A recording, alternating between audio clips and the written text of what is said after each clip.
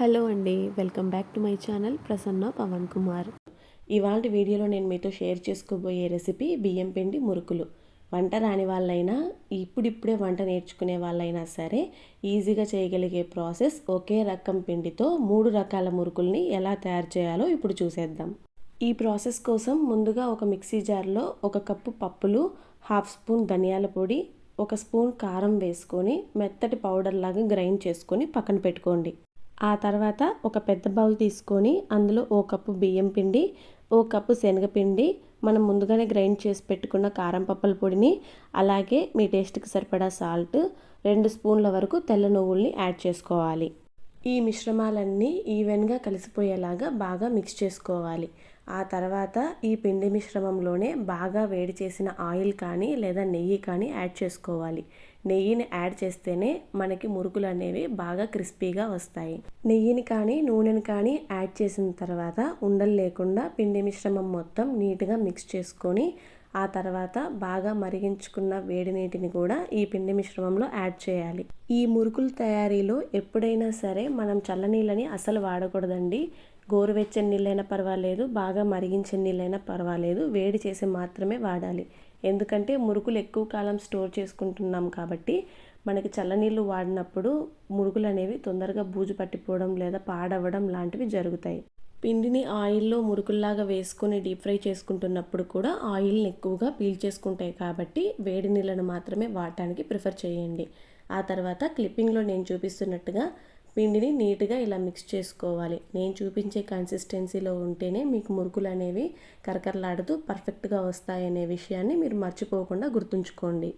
ఆ తర్వాత ఇలాంటి ఒక జంతికల గొట్టాన్ని తీసుకొని అందులో మొత్తం ఆయిల్ స్ప్రెడ్ చేయాలి.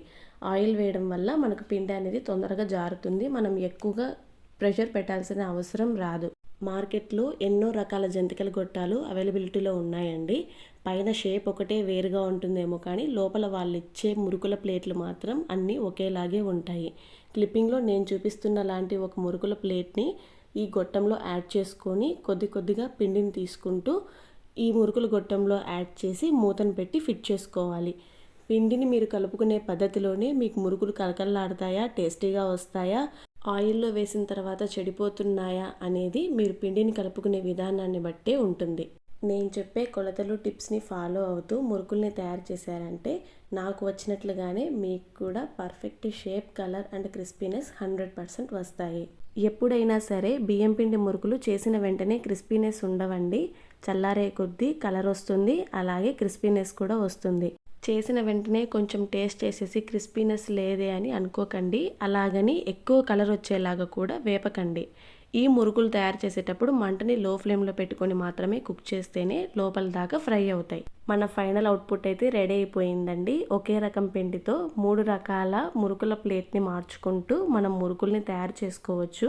టేస్ట్ అయితే చాలా బాగుంటాయి. వంట రాని వాళ్ళు కూడా సింపుల్ టిప్స్ని ఫాలో అవుతూ చేశారంటే పర్ఫెక్ట్గా వస్తాయి. స్టోర్ చేసుకున్నా కూడా చాలా టేస్టీగా ఉంటాయి.